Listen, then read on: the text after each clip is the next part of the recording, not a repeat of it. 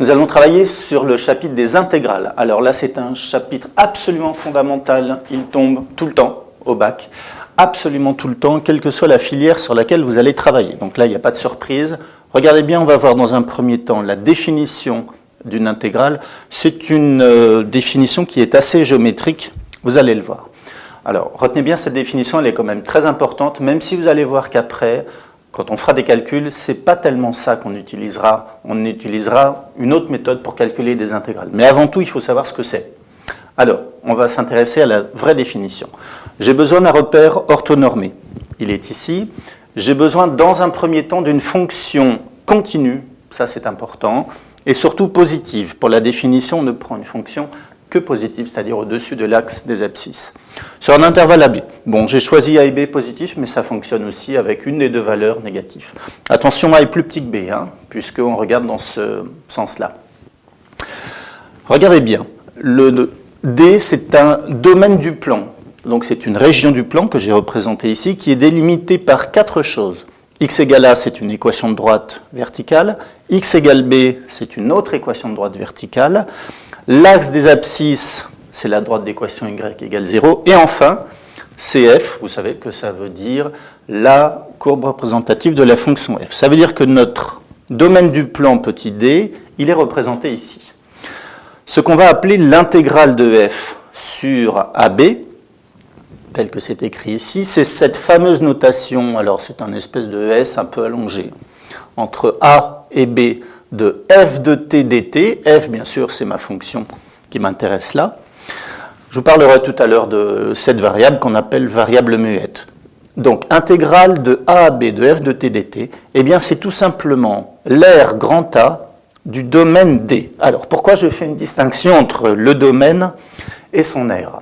C'est que dès qu'on a un domaine, c'est-à-dire ça, à partir du moment où on calcule son aire, il faut une unité. Alors regardez bien, je l'ai assuré ici, l'unité d'aire. Vous prenez le carré de côté 1 sur 1, eh bien ce petit carré jaune-là, c'est l'unité d'aire. On notera d'ailleurs très souvent UA comme unité d'aire. Vous verrez, on verra ça pour la suite.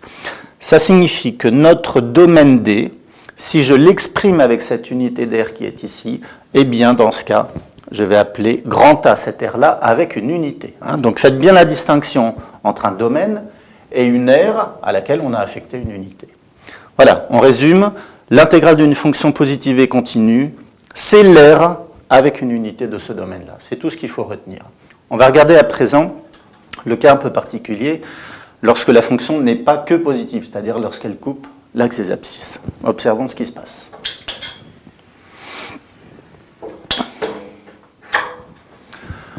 J'ai toujours mon unité d'aire, j'ai choisi ici de calculer l'intégrale de a à b, toujours de f de t dt, mais là vous voyez que la fonction que j'ai choisie, alors a est une valeur négative, b est une valeur positive, je vous le disais tout à l'heure, ça fonctionne très bien. Le seul souci, c'est qu'ici, nous avons la courbe qui a deux reprises et sous l'axe des abscisses, c'est-à-dire que la fonction est négative. Et bien dans ce cas, alors bien sûr que A1, l'aire, et A3, ici, ces deux aires-là sont positives. Une aire, c'est toujours positive. D'accord? Sauf que quand on va faire le calcul de l'intégrale, eh bien, on va affecter un coefficient moins à cette aire A1 parce que l'aire, ici, est positive, mais la fonction est en dessous. Donc, quand on calculera l'aire de cette intégrale, il faudra faire moins A1 plus A2 parce que là, la fonction est positive sur toute cette région, moins A3 parce que là, la fonction est négative ici, et plus A4. Et tout ceci, bien évidemment, on l'utilisera en unité d'aire. Là, l'unité d'aire, on n'a pas le choix, ce serait ce triangle-là, ce carré, pardon, de côté 1.